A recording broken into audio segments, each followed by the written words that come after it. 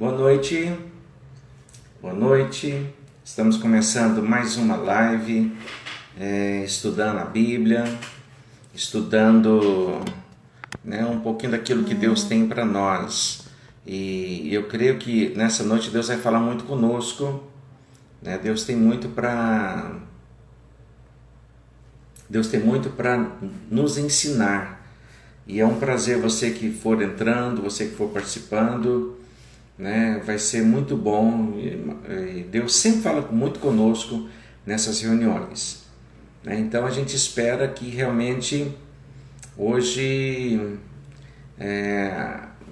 Deus acrescente nas nossas vidas, tá ok? Eu vou esperar alguns minutinhos para que o pessoal possa entrar, possa participar conosco, porque senão a gente começa o estudo e as pessoas não entraram ainda. Então eu vou esperar pelo menos uns 2 minutinhos para a gente começar, ok? Mas é importante, estou vendo você que entrou no tempo, é importante eu vou até falar durante o grupo hoje, entrar no horário mais certo, né? Para a gente começar, para que todos possam participar, ok? O pessoal está entrando, todos são bem-vindos. Muito bom, estou vendo o nome de cada um aqui que está entrando, viu? Muito jóia, com certeza Deus vai falar muito com a gente nessa noite, tá bom? Vai entrando aí o pessoal. Enquanto isso, vamos fazer uma oração. Eu aproveitar você que já está aqui na reunião comigo, vamos fazer uma oração para Deus nos abençoar. E hoje tem muita coisa boa para ensinar hoje, viu? Para aprender, tem muita coisa boa para aprender nessa noite. Eu quero que você feche seus olhos e vamos fazer essa oração então. Senhor Deus, eu oro por essa live de estudo, eu oro para que o Senhor abençoe cada pessoa que vai participar e me usa, Deus, para ser bênção na vida de cada irmão, de cada irmã. Guarda as nossas vidas e proteja de todo mal, em nome de Jesus. Quero lembrar também que daqui a pouco nós vamos orar pela vida da Tássia, né? Ela fez a cirurgia hoje. E vamos orar pela vida do pastor Frank, pela vida da pastora Claudete, pastora Eliane, ok? Ok, pessoal, vamos lá então. Nós estamos hoje no capítulo 5, de Provérbios. Se você tiver a sua Bíblia aí, eu gostaria que você abrisse e nós já vamos começar no verso 3. Capítulo 5, no verso 3, diz assim, presta bem atenção, aqui nesse texto ele fala sobre a mulher, né, a questão da mulher adúltera e tudo mais, mas eu quero que você reflita de que ele serve tanto para a mulher quanto para o homem, né? Está escrito em relação à mulher, mas se é uma mulher que está lendo ou aprendendo, ela tem que ler entendendo como se fosse para o homem imoral, o homem adúltero. E o homem entender como se fosse a mulher imoral, a mulher adúltera, ok? Ok, então aqui no verso 3 diz assim, pois os lábios da mulher imoral destilam mel, sua voz é mais suave que o azeite, mas no final é amarga como fel, afiada como uma espada de 2 gumes. Então eu estou em Provérbios 5, verso 4. Agora no verso 5. Os seus pés descem para a morte, os seus passos conduzem diretamente para a sepultura. Ela, ou ele, né? Nem percebe que anda por caminhos tortuosos e não enxerga a vereda da vida. Então eu quero começar o estudo falando sobre o quanto é importante eu e você guardarmos a nossa vida emocional. Aqui esse texto está falando sobre, no verso 3, que é a mulher imoral, né? A pessoa imoral, a sua voz é suave, mas no final é como fel. Então, se tem uma coisa que eu e você temos que aprender a guardar, é a nossa vida na área emocional. Guardar por quê? Porque se você é seduzido, se você se envolve só porque a pessoa tem uma fala suave, uma voz suave, né, um jeito que te atrai, aqui a Bíblia é clara que diz que no final, essa história de uma pessoa assim, vai terminar em algo ruim, né? Vai terminar em uma tristeza. Eu quero comentar todos que estão entrando. Eu vi o pastor Maurinho entrou, o pastor Marcos, a bispa Regiane, né? A Neide, enfim, todos são bem-vindos, a Érica e todos que já entraram antes. Boa noite para todos. Então eu estou dizendo aqui do Provérbios capítulo 5, do verso 3 ao 6, e fala sobre a sedução de um engano, quando se cria um laço de alma, né? Aquilo que leva a pessoa a envolver com a pessoa errada, e achando que aquilo ali vai suprir toda a sua vida, mas o texto é claro e diz que no final é amargo e como fel, né? Uma coisa ruim, sempre vai ser ruim. Então eu quero falar 3 coisas rapidamente. Guarde a sua vida emocional. Tenha cuidado com quem você abre e com quem você compartilha seu sentimento sentimento na área emocional, né, de amor. Muitos homens ou mulheres acabam se envolvendo com outro sem conhecer direito, foi seduzido só pela voz, foi seduzido só pela conversa, né, melosa que às vezes um ou outro tem. E no final é só tristeza, é só sofrimento. Então guarde a sua vida emocional, guarde o seu casamento. Guarde o seu casamento, cuidado com quem você se envolve. Cuidado com as liberdades que você dá para outras pessoas. Se você é mulher, cuidado com a liberdade que você dá para homens. Se você é homem, cuidado com a liberdade que você dá para mulheres. Guarde a sua vida emocional, guarde o seu casamento. Eu leio esse texto e eu tiro para mim isso. Cuidado, porque é bonito só na aparência.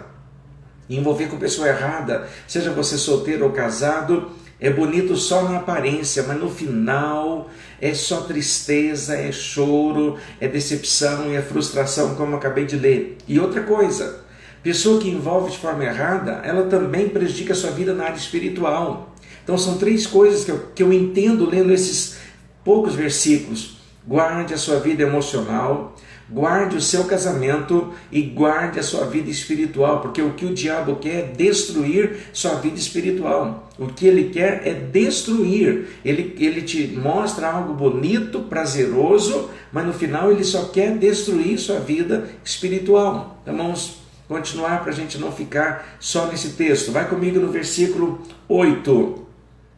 Nessa primeira parte aqui do estudo hoje, eu estou lendo um pouco mais de versículo para que complete a história, ok? Para você entender melhor, para que complete a história. Então vai comigo no verso 8, diz assim, olha lá, deixa eu abrir aqui na Bíblia, eu estou usando a Nova Versão Internacional.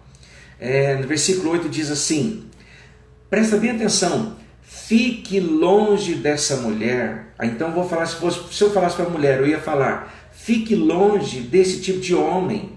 Não se aproxime da porta da sua casa, para que você não entregue aos outros o seu vigor, nem a sua vida a algum homem cruel ou a alguma mulher cruel, para que estranhos não se fartem do seu trabalho e outros não se enriqueçam às custas do seu esforço.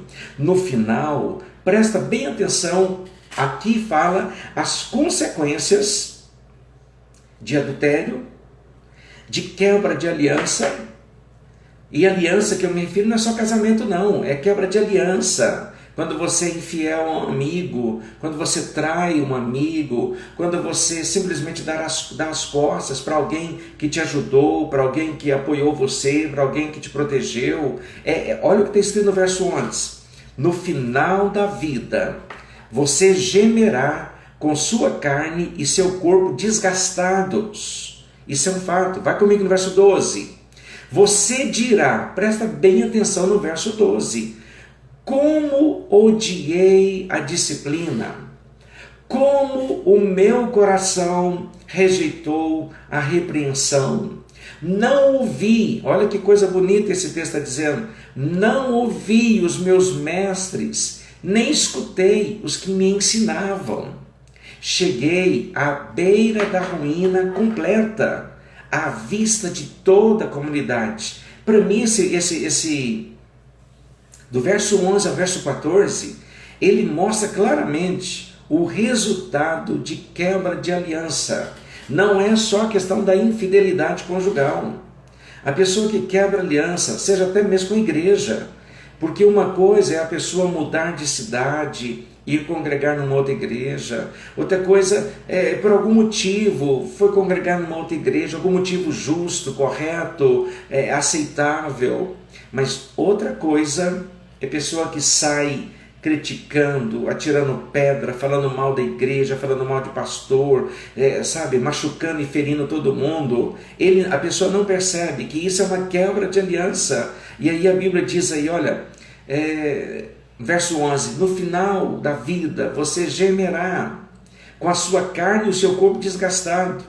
Eu nunca vi nem traição em casamento, nem traição de amizade, nem traição com a igreja, pessoas prosperarem depois disso. A traição em si só, ela traz uma maldição na vida da pessoa.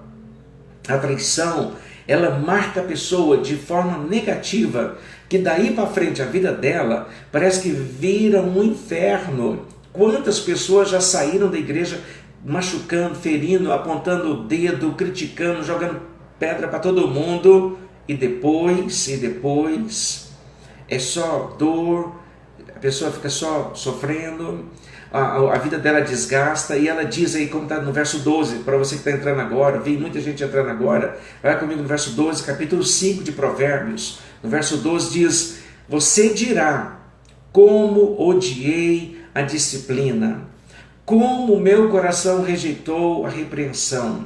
Então presta bem atenção.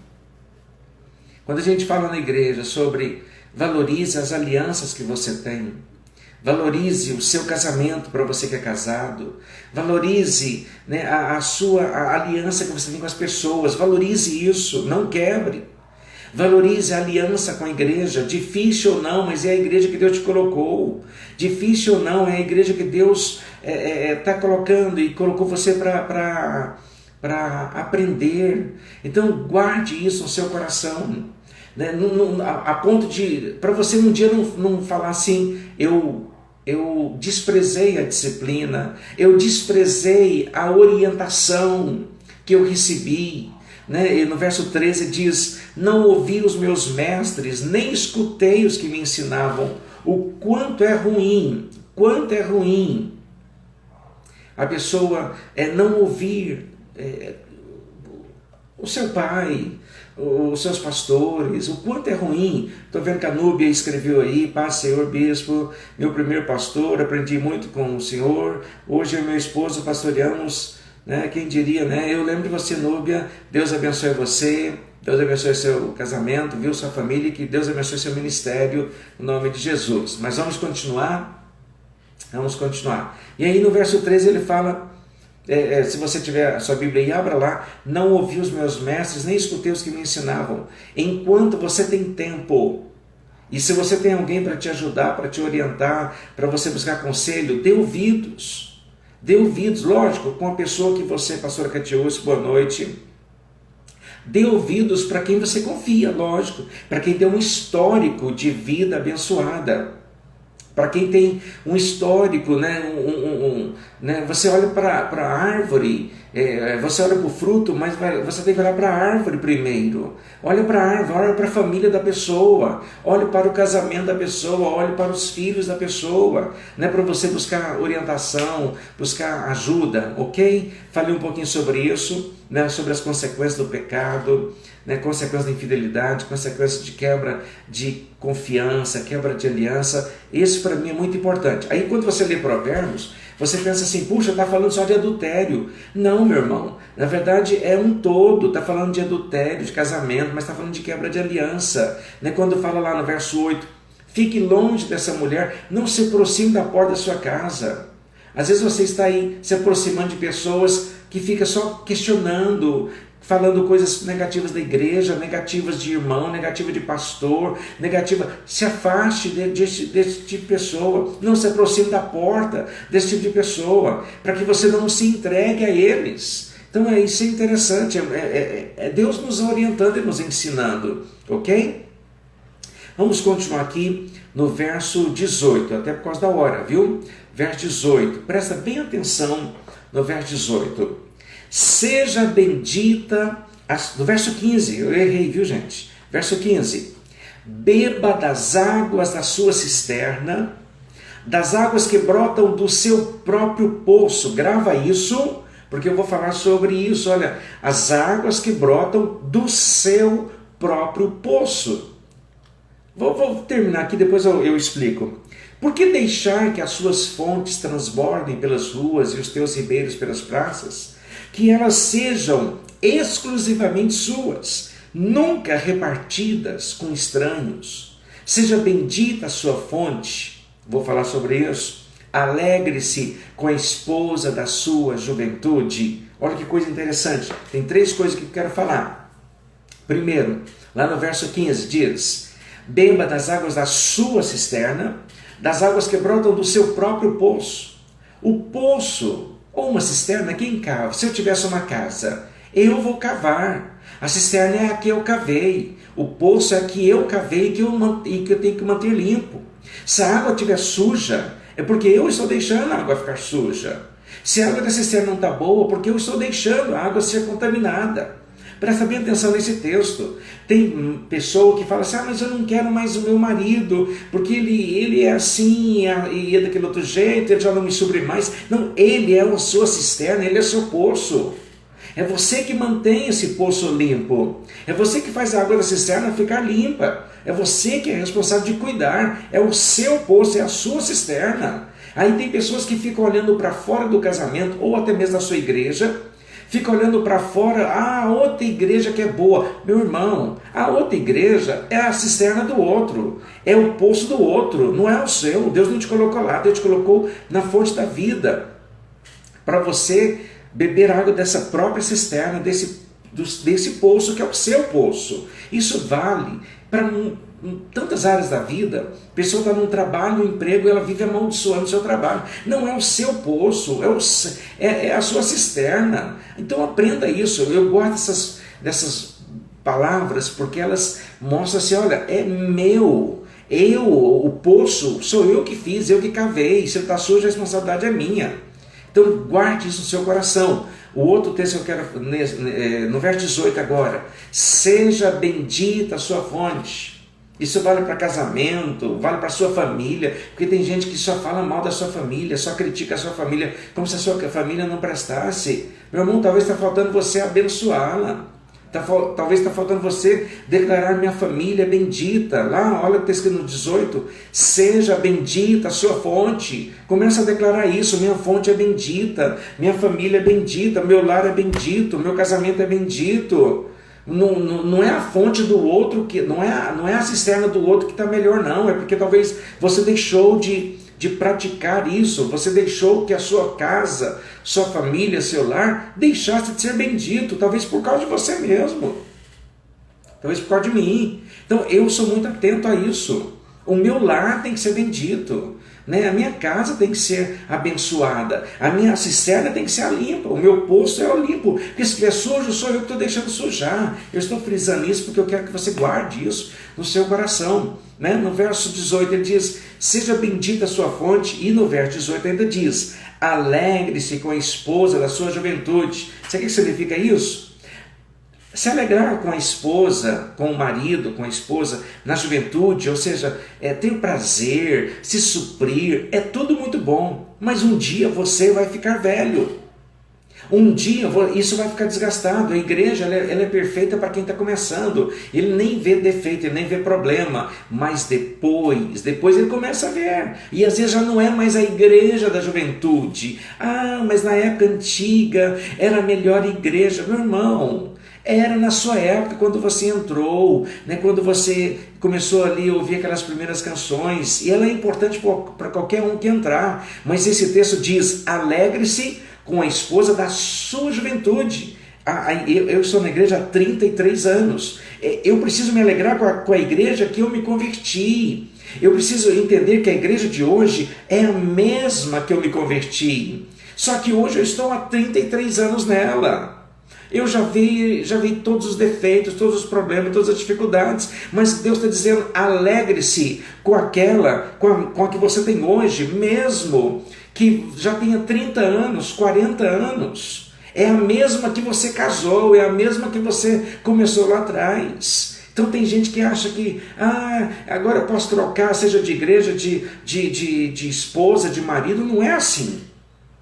O texto diz claramente: alegre-se com a sua esposa atual, com a sua igreja atual, com o seu grupo de discipulado atual, com aquilo que Deus te deu atual, mesmo que tenha sido da sua juventude, mesmo que lá atrás tenha sido 100%. Então faça isso, se tornar 100% de novo. Por isso que esse texto 18 começa dizendo: seja bendita a sua fonte, seja bendito a sua família, o seu casamento, o seu lar. Faça dele um lugar abençoado e alegre-se com ele.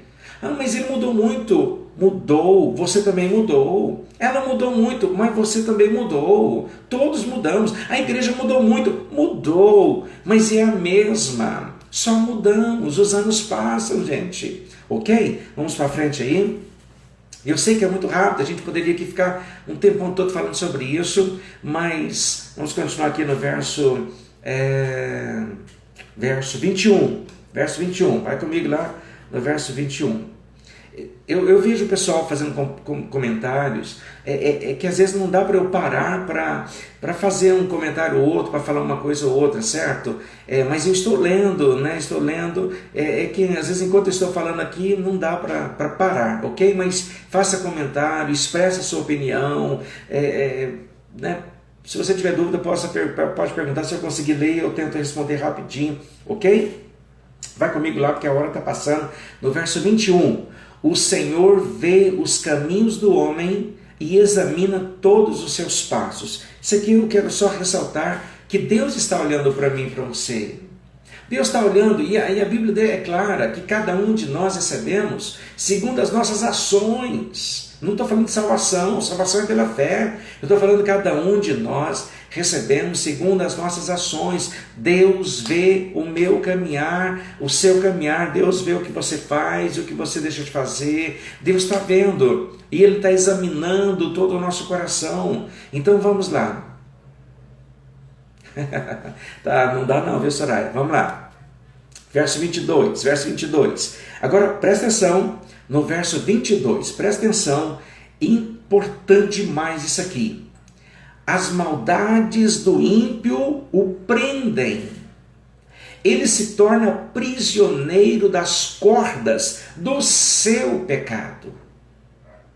Presta bem atenção nisso. As maldades do ímpio, de uma pessoa má, as maldades dele o prendem. Por isso que a vida dele talvez não vai para frente, não prospera, vive falando mal do outro, vive criticando, vive puxando o tapete aqui, vive zombando o outro, vive se alegrando com a dor do outro, né? Tem uma postura muito crítica em relação a tudo, sempre crítica em relação, às vezes, à família, em relação à igreja, em relação à sua própria vida, seu emprego. A Bíblia fala que as maldades da própria pessoa, ela prende a pessoa e essa pessoa se torna prisioneira das cordas dos seus pecados, Olha que coisa interessante isso. A pessoa fala, mas eu estou debaixo de maldição. Ok, eu entendo isso também. Mas, olha, presta atenção. Antes de maldição tem pecado. Antes da pessoa falar assim, estou debaixo de maldição, minha vida não rompe. Às vezes tem pecados. Tem cordas amarrando, tem situação prendendo a pessoa. Às vezes a própria pessoa, o coração da pessoa é um coração, às vezes vai para a igreja, levanta as mãos, canta, mas é um coração mau. Eu vejo isso lá, gente. O povo acha que a gente não enxerga. Olha, eu tenho 33 anos de conversão. Com pouca olhada numa pessoa, com pouca conversa, com pouco, quando eu falo pouco, não estou falando de segundos, eu falo com pouco tempo de conviver com a pessoa, de ouvir a pessoa, você começa a conhecer a pessoa. Eu vi uma frase que eles denominaram que era de Freud, que diz assim: quando você fala de alguém para mim, eu passo a conhecer mais de você do que da pessoa que você está dizendo. Quando você fala mal de alguém para mim, eu te conheço mais do que da pessoa que você está dizendo. Isso é uma verdade. Então, às vezes a maldade está dentro do coração da pessoa e a pessoa não percebe. Né? A pessoa fala, mas por que minha vida não está dando certo? Porque ela está vivendo coisa errada, ok? Vamos lá, gente. Verso 23. Vai lá comigo no verso 23, que já está encerrando o nosso tempo. Até porque eu tenho reunião com líderes de casais, e eu quero que você, líder de casal que está participando, agora, vamos terminar uma e começar a outra. Às 20 horas a gente começa. Verso 23. Está escrito assim, presta bem atenção no verso 23. Verso 23. Certamente morrerá por falta de disciplina, andará cambaleando por causa da sua insensatez. Olha que coisa interessante. Certamente morrerá por falta de disciplina. A disciplina aqui ela tem vários aspectos. Por falta de orientação, por falta de ajuda, por falta de disciplina mesmo, de limite. Disciplina é limite. Por falta de colocar limite na sua vida. Né? Vou pegar lá no início do livro que estudamos hoje, Provérbios, quando fala sobre cuidado com a mulher ou com o homem adúltero, cuidado, ou seja, nos relacionamentos, homem e mulher, tem que ter limite. Porque a pessoa que não tem limite, ela acaba morrendo, ela acaba destruindo a sua própria vida. Depois é só choro, só tristeza, só lamentação. Por falta de disciplina, a pessoa morre. Isso é com criança, com adolescente, com jovem, com todos. A pessoa tem que ter disciplina. Por isso que na igreja a gente tem posições de disciplina. Pega uma criança e não dá a ela disciplina, não dê limites para ela. Você vai criar um adulto absolutamente doente, deturpado, com conceitos deturpados. Ele não vai entender que é limite, ele não vai considerar a pessoa mais frágil, ele não vai considerar a pessoa mais carente, porque não tem limite. Ele vai passar um trator por cima e ponto final.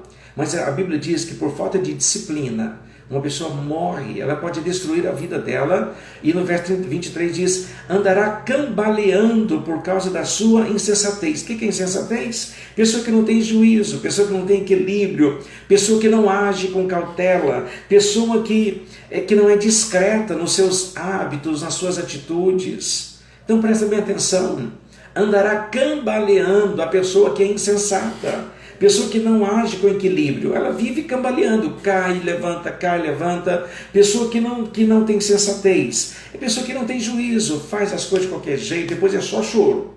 Depois aí, desculpa eu falar isso aqui, aí volta para a igreja correndo, chorando, porque fez o que não devia, né? Cavou um poço e caiu nele, enfim, é assim, gente, é assim.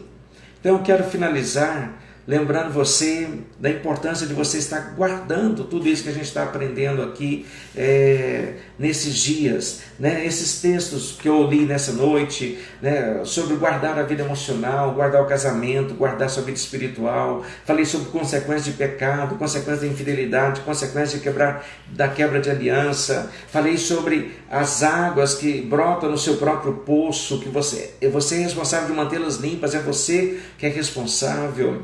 Né? Falei sobre ser bendita a sua família, né? Ser bendita a sua casa. Falei sobre a maldade que prende as pessoas e a pessoa que morre por falta de disciplina.